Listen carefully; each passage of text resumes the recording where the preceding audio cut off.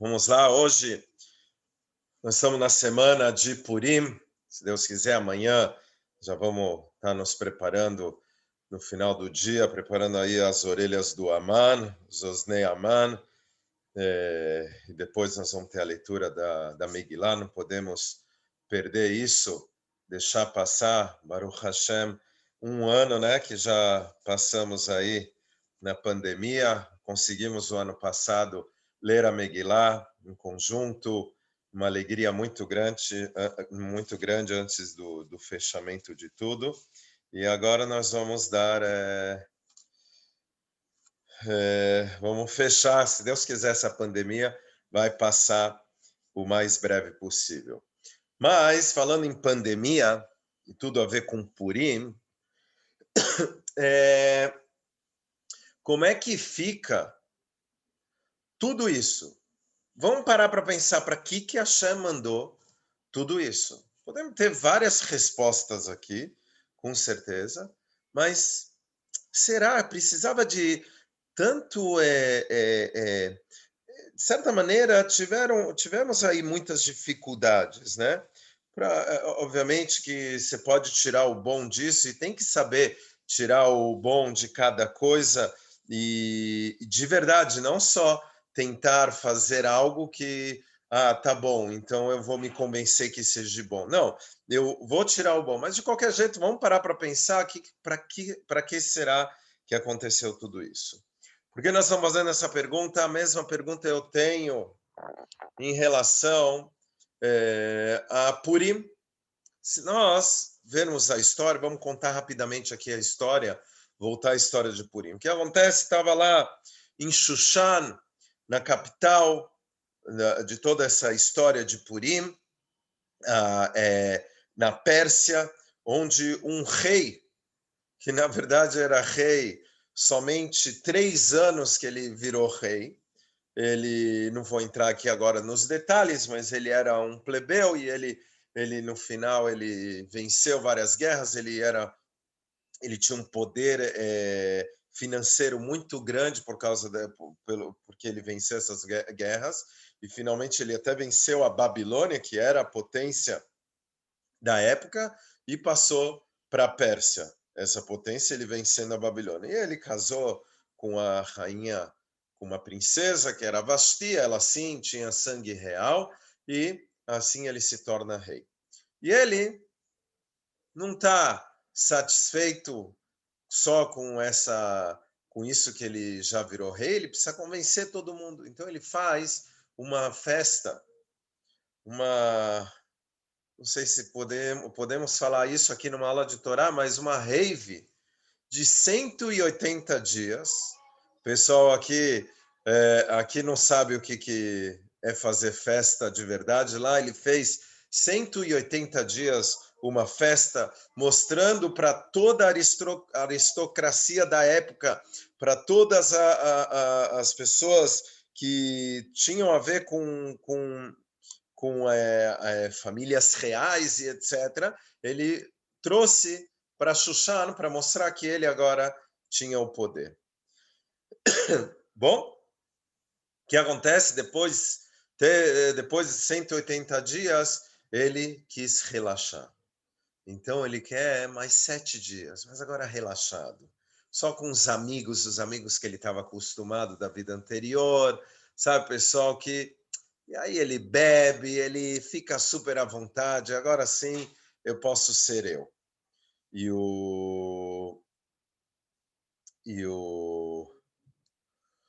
E aí o que acontece no final desses 7 dias? Ele quer mostrar a rainha. Olha, eu tenho uma rainha. E pede para ela vir, pede de uma forma assim rude, e ela nega vir pro banquete, e aí ele fica furioso e ele pergunta para os ministros: o que vocês acham que eu devo fazer? Aí tinha um ministro lá, ninguém quis falar, mas tinha um ministro de menor porte lá, chamado Memuhan. Tem alguns mefarshim dizem que ele era o Aman, e na época ele não era tão grande, e ele chegou e falou: olha, rei, Você vai deixar uma coisa dessa? Amanhã, os homens lá que moram não sei aonde, em outra província, em outros lugares, vão falar, as mulheres vão falar, olha, nem a rainha obedeceu o rei, você quer que eu vou te obedecer? Então você deve condenar ela à morte e mandar uma lei para todos os países que tem que obedecer o marido. E tá bom, depois vem todo, ele acorda no dia seguinte, ele fica triste, e aí ele manda fazer, ele tem deram a ideia dele fazer um desfile, e assim passa esse desfile vários e vários anos, como nós vamos ver, e até que ele escolhe a Esther. Tá? E aí tem a história da Esther e etc. Depois nós podemos dar continuidade. Por que eu contei até aqui essa história? Porque, e isso quem fala não sou eu, tá no Talmud, qual é a importância de tudo isso?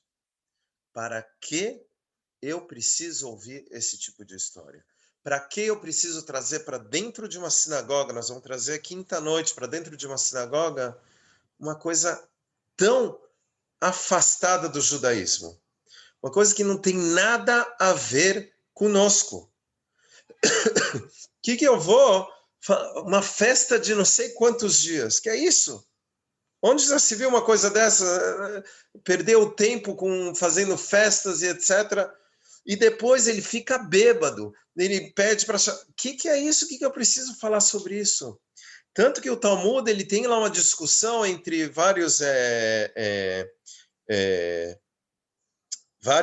Chachamim, vários sábios, que eles discutem, olha, se caso aconteceu, você não conseguiu ouvir o começo da Megillah, mas ouviu do ponto que a Esther foi escolhida como rainha, ou do ponto que o rei não conseguiu dormir. Aí tem uma discussão, tá? Que se você não ouviu essa parte, não tem problema. Você pode ouvir o restante e tá valendo para a leitura da Megillah. Tem um que fala que não. Ele fala que tem que ouvir inteiro. E a verdade é que a própria Gemara, o próprio Talmud fala, e é essa a halachá, essa que é o veredito, a lei é que tem que ouvir inteiro. E, inclusive, se perder uma palavra, você não escutou a Megillah, precisa voltar e escutar tudo de novo. Eu pergunto, para quê? O que é tão importante esse acontecimento? Para que eu preciso dizer? Para que eu preciso ler isso? Coisa que, de novo, não tem nada a ver com o judaísmo. Da lei, dá uma... Ele dá uma... como se fala? Ele manda um ofício para todos os para todo o reino, que os maridos têm que obedecer, que as esposas têm que obedecer seus maridos. Isso não é judaísmo? Não é nada disso. O que eu preciso falar sobre isso? Então, para poder talvez responder isso, eu queria contar uma história.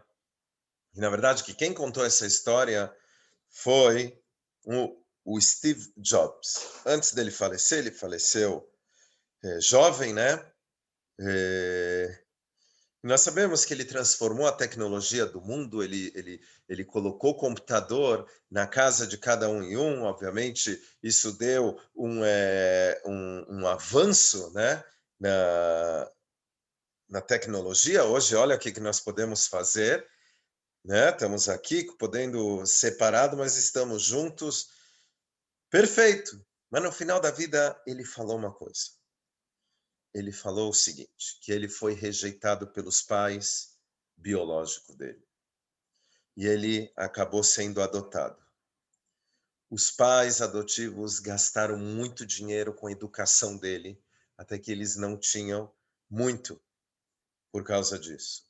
Mas ele foi para um colégio bom, não me lembro agora em que cidade ele foi, e ele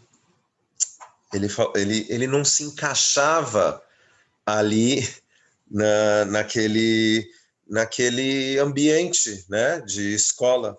Não se encaixava, não, sabe, tudo, até às vezes até critico, né, um pouco a escola, que quer que todo mundo seja igual, tem que ensinar a mesma coisa para todo mundo, tem que não obedece à lei natural de cada criança e criança. Mas tudo bem, isso ele já era jovem, né, e ele não queria ligar para os pais e trazer os pais adotivos, trazer para eles uma tristeza, e eles já não tinham assim tanto recurso e então investiram nele. Então ele decidiu pegar, ele pegou e começou a viver num lugar assim, praticamente na rua. Ele juntava latinha, que a latinha lá nos Estados Unidos você dá e você recebe 15 centavos lá, 15 cents. Então ele juntava latinha. Domingo ele ia para um lugar comunitário para comer, e assim ele passou os dias. E aí ele falou, bom, preciso fazer alguma coisa. E ele viu que tinha lá um curso de caligrafia. Ele falou, bom, melhor eu fazer isso do que não fazer nada. Ele passou um tempo fazendo esse curso de caligrafia. Tá bom. Que curso de caligrafia? Bom, na época talvez para escrever alguma coisa, mas 10 anos se passaram. E ele, desse episódio, ele começou a, a desenvolver toda a tecnologia, né, desde o começo. E ele fala que aquele curso de caligrafia, que parecia ser só uma coisa para passar o tempo, é que ajudou ele para fazer o computador, em criar fontes no computador. Então, ele trouxe aqui que um detalhe da vida dele, na situação talvez mais difícil da vida dele, que ele estava sentindo dificuldade, justamente ajudou quando ele chegou no topo. Na verdade, é o seguinte, a vida não é uma fotografia completa. A vida é feita de pedaços do quebra-cabeça. Cada pedaço tem a sua importância. Cada coisa que nós passamos, existe um objetivo. Para quê? Para que depois de muitos anos eu vou poder enxergar uma fotografia mais completa, mas ela vai estar cheia de traçado, essa fotografia. Ela não vai estar bonitinha, cheia de traçado. E se não tiver esse traçado, a fotografia vai ficar faltando. Essa fotografia ela não está completa. E nós vamos ver hoje que, na verdade, o nosso andar, né, de cada momento que nós passamos, normalmente nós falamos, nós estamos num trabalho X, nós falamos, poderia estar num lugar melhor. Nós temos os nossos filhos, precisa educar, puxa, está difícil a educação desse filho, e essa escola não está boa, e outra, nós sempre estamos, a casa onde que eu moro, ela não é, porque eu tenho que morar aqui, nessa cidade, e não sei, nós sempre estamos buscando, né, querer melhorar. Isso não está errado, não tem problema em querer melhorar. O ponto é se eu estou no momento, nesse momento, eu estou vivendo isso, eu tenho que saber aproveitar e saber que esse ponto vale lá para frente, tá? Apesar de parecer insignificante, mas não é. Cada ponto, cada coisa que tem aqui, que nós passamos na vida, tem um significado. Tá? E assim é na Megilá. A Megilá vem ensinar exatamente isso. 2 capítulos, os primeiros 2 capítulos, só no finalzinho do 2º capítulo que fala que Esther, ela virou a rainha. mas até então parece ser insignificante, ele tem uma importância. E vamos ver algumas coisas, vamos ver alguns pontos só, tá? O que acontece? O que acontece aqui? Vamos ver todo o cenário completo, tá? Eu já falei um pouquinho, vamos ver o cenário mais completo. O rei, como eu já falei antes, ele estava no terceiro ano que ele era rei, tá? Ele faz lá o banquete, chama a Vashti. A Vashti não quer vir, tá? Ele tá bêbado, tudo bem, ela não querer vir, ele poderia falar porque ele pede para vir na frente dos homens, tal, desfilar, isso não é respeito. Ele poderia falar, tá bom, depois eu vou brigar com ela. O problema é que, inclusive está no Midrash, que ela, não é que ela falou, não vou ir e acabou. Não. Ela chegou e falou o seguinte: que você, que não é nada, você que é um plebeu, você cuidava dos cavalos do meu pai, e fica aí, meu pai, ele sim era um rei, e ele bebia muito mais do que você, e ele não saía do normal dele. Você bebe um pouquinho aí, já fica assim desse jeito, e você acha que o que eu vou te obedecer? Assim que ela falou, tá? Por isso que o rei fica nervoso. Ok. O rei fica nervoso, e o que ele faz? Puxa, pessoal, o que eu devo fazer? Essa é uma atitude de um rei? O que eu devo fazer? É isso que um rei tem que falar? Ele tem que chegar e falar, não, manda ela não sei aonde, para o calabouço, ela não pode falar assim comigo, ela pode ser rainha, mas ela não pode... Desse jeito, porque ela, ela acabou com o rei. O que ele faz em vez disso? Pessoal, ministros, o que eu devo fazer? Ele pede opinião dos ministros, tá certo? E aí o ministro chega e ele fala uma coisa pior do que a rainha falou. Olha o que ele fala. Rei, a atitude dela vai ferir o cara que mora lá não sei aonde, em outro estado, em outro lugar, tá ferindo a honra do outro cara. E a do rei? E a honra do rei? Ele não pensou na honra do rei? Deveria falar, não é assim que se fala com o rei, tem que condenar ela mesmo à morte. Não, ele falou, vai ferir a honra do outro que está lá não sei aonde. Isso foi pior. Porque tem que estar preocupado com o outro ou com o rei? Tá? E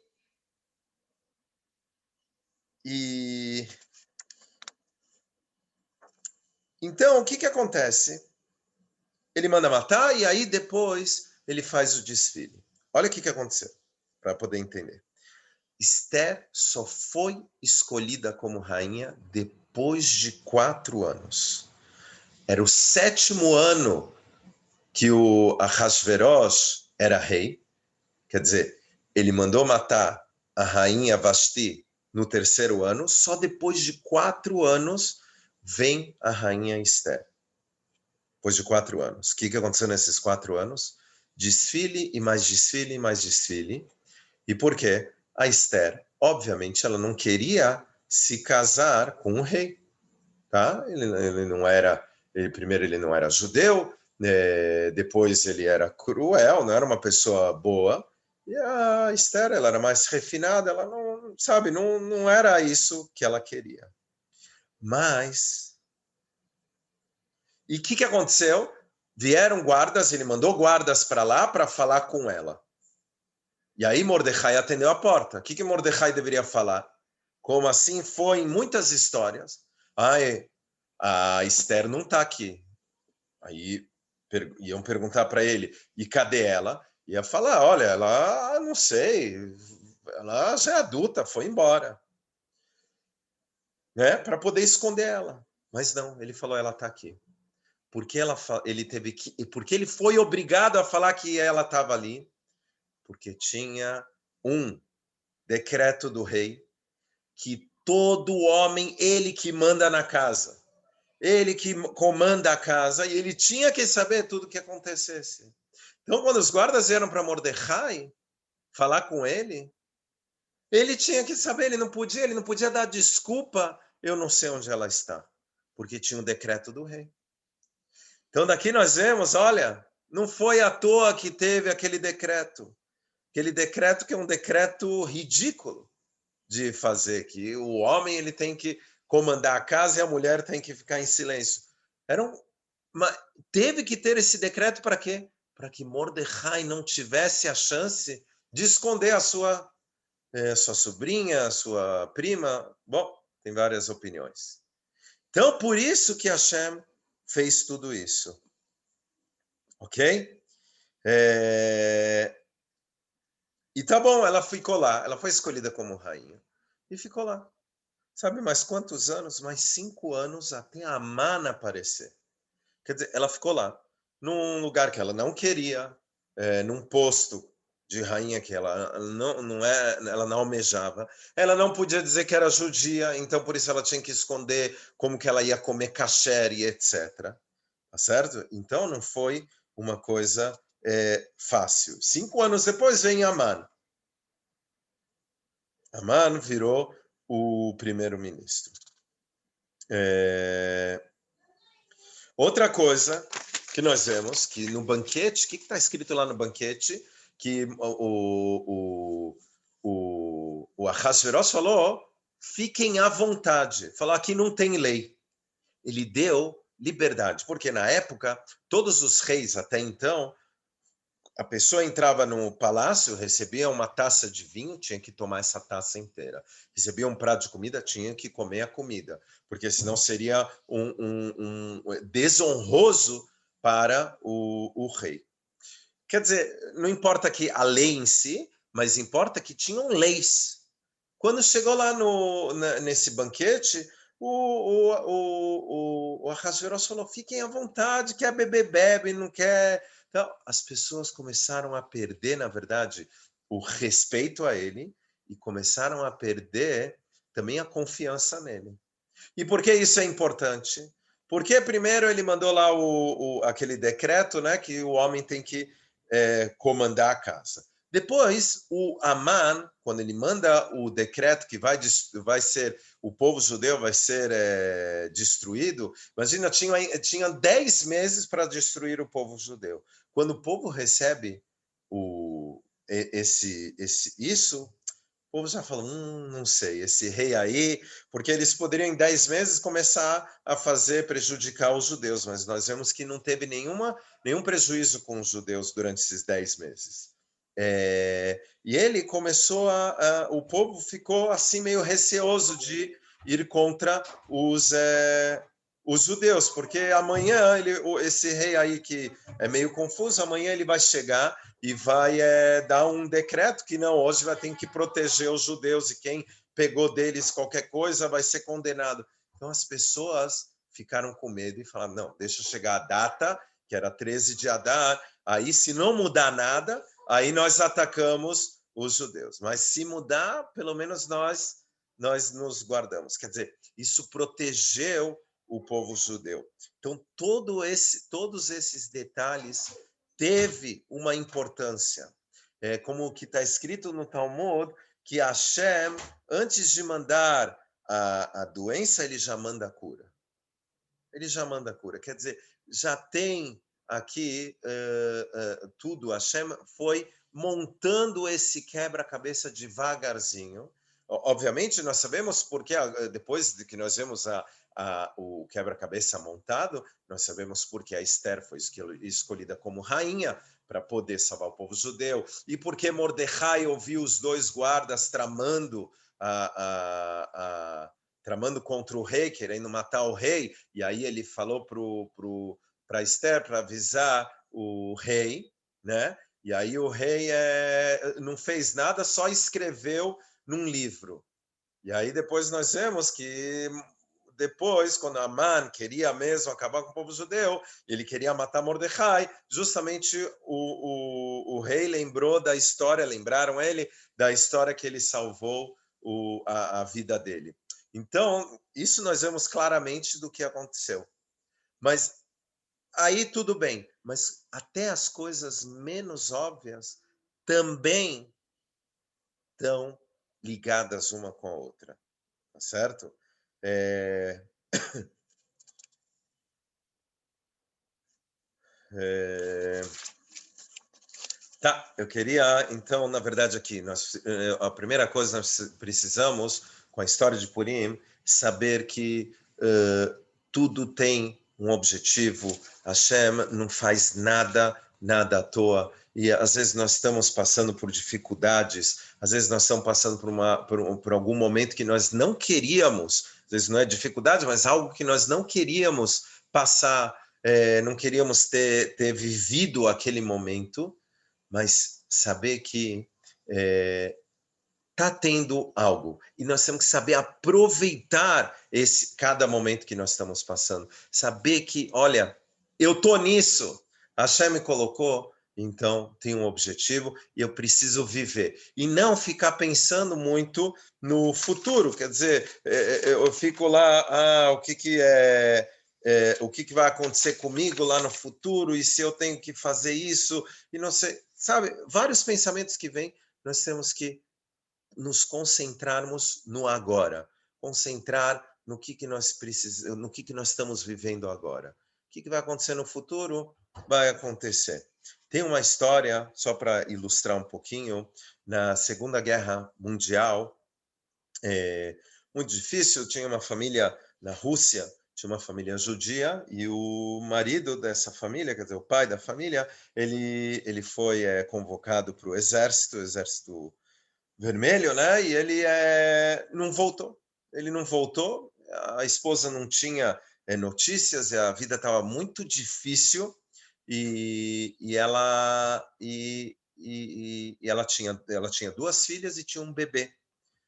E a mãe decidiu viajar para outro lugar porque onde eles estavam estava perigoso por causa da guerra e também não tinha alimento e etc. E eles pegaram um trem, viagem de muitos dias, e até que a mãe ficou tão fraca, mas tão fraca que ela acaba falecendo no meio da viagem, e o filhinho pequeno acaba também falecendo, e sobraram as duas filhas.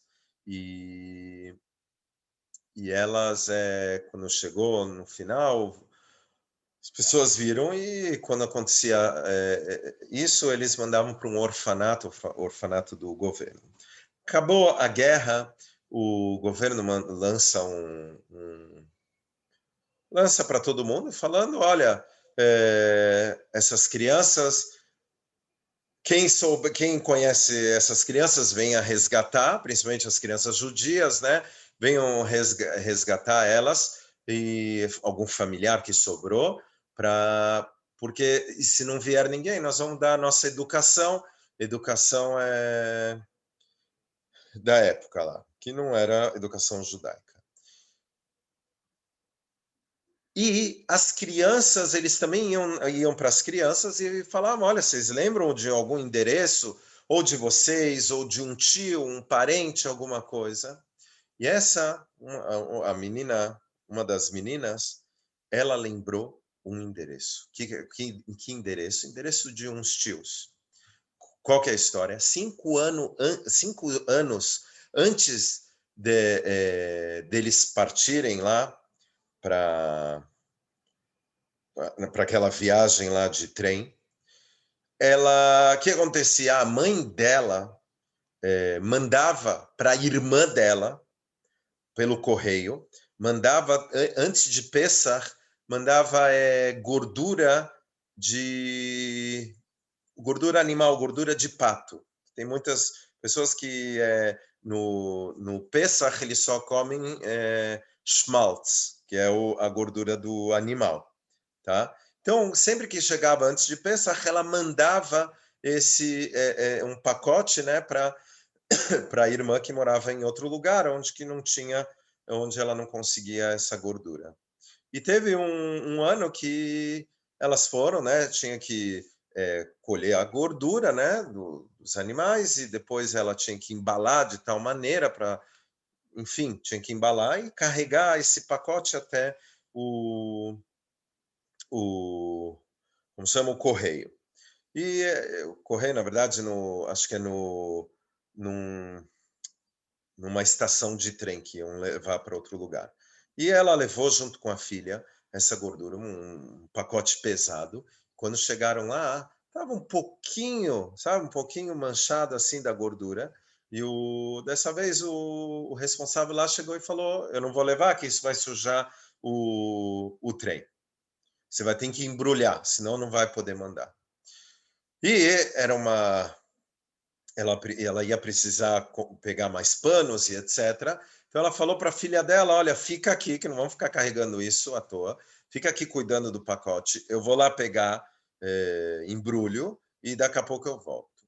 E essa menina ficou lá 2 horas e ela não tinha o que fazer. O que ela fez? Ela ficou 2 horas só olhando aquele endereço.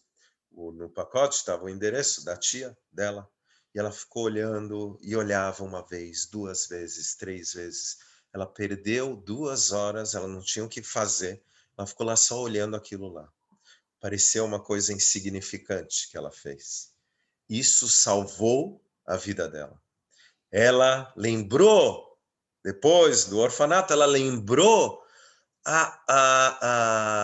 o endereço por causa daquelas 2 horas. Depois encontraram os tios depois fizeram aliar, foram para Israel, montaram essas 2 meninas, montaram as suas famílias e etc. Então, nós vemos aqui a importância de cada momento. Cada momento, eu acho que cada um tem sua história, sabe o quanto que as suas dificuldades, eu sei das minhas dificuldades que eu passei, e eu sei o quanto que foram benéficas para exatamente eu chegar aqui. Quer dizer, eu não sou Hashem para saber dessas coisas, mas eu acho que por causa dessas dificuldades hoje nós estamos aqui, eu estou podendo falar com vocês hoje, reunir vocês e que possamos realmente viver cada momento, e o maior momento agora que nós que é esse momento, vamos pedir para Hashem para terminar logo com essa pandemia, e nós vamos lembrar dessa época e vamos poder entender por que aconteceu tudo isso. Mas o importante, agora, vamos viver o que nós temos. E amanhã, se Deus quiser, temos um encontro presencial, se Deus quiser. Alguma dúvida? Alguma observação?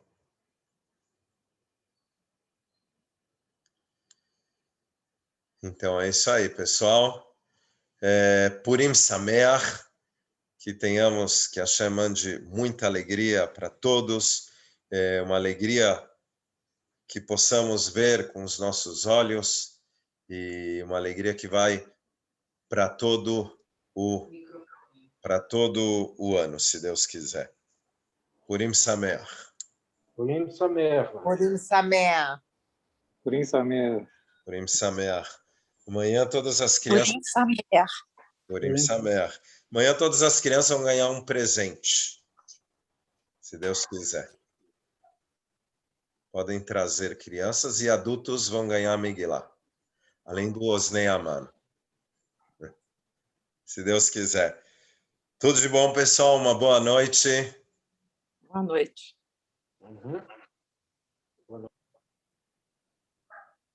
Boa noite. Obrigada pela aula. Não, que é Boa isso. noite, muito obrigada. Tchau, tchau. Boa noite. Tá, boa noite.